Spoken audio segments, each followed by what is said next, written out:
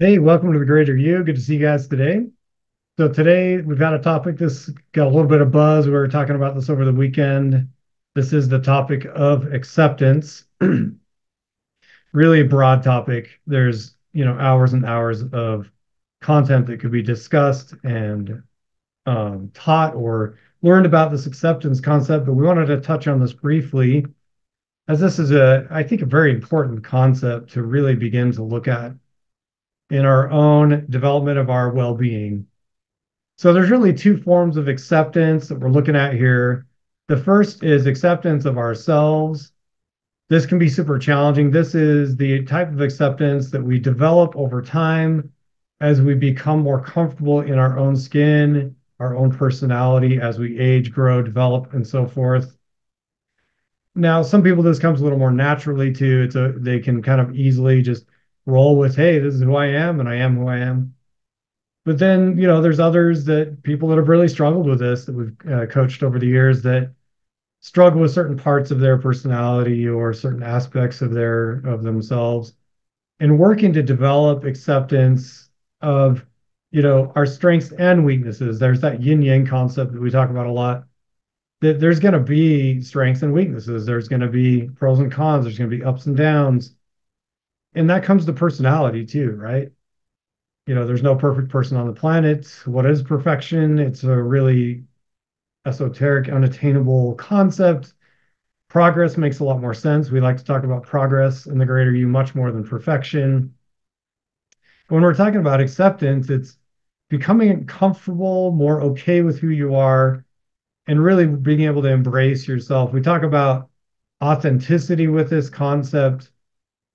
I think some people struggle with acceptance because that's accepting weaknesses and imperfections as well.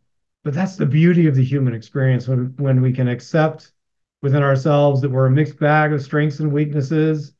Those things can come together and culminate in, a complete person that is just beautiful and unique. So that's a huge concept to be thinking about, accepting the self. Notice that we suggest that accepting ourselves opens us up to further growth. It kind of gets rid of the rigidity in our minds and in our lives and helps us set the stage for growth as an individual. The second type of acceptance that we wanted you to think about here today with our video is acceptance of others. This one can be tough too. There's so many different types of people on the planet, which is great and beautiful and wonderful, but there's going to be clashes of ideas, clashes of beliefs, clashes of concepts that really can cause division. At the greater you, we're trying to help overcome division and create collaboration with people, right? So as much as we talk about authenticity with acceptance in the first type of acceptance, on that second one, we're talking about collaboration, where we learn to accept, let go of control of others. That's an illusion anyway. You can't change another person. You can only change yourself, right? So when we're working to accept others, it's learning to look for the good in them, letting go of the control, looking for, the ways to be fond of the differences. This really helps in friendships and work relationships and romantic relationships. You really, we're not going to find another version of ourselves in another person. You can have lots of similarities and all that type of stuff, but ultimately there's going to be differences in there. And learning to accept those differences and embrace those differences can actually create a fondness and a connection back to the yin and yang idea. Those two commas or tomos, those two sides of the yin yang, you get a complete whole when the different sides come together to make the circle, right?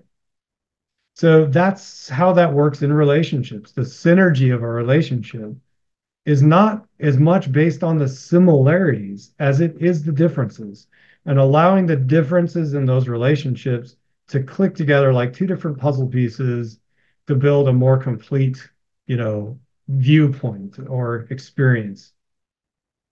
So take these two thoughts and run with them, accepting the self, accepting others, very important concepts. We want you to think about this. The call to action here is to think of someone in your life that you've had some resistance towards. that if you worked on accepting them, you would feel better about the relationship generally. So we hope that you can take that one. Obviously, like this video if you liked it, subscribe to the channel.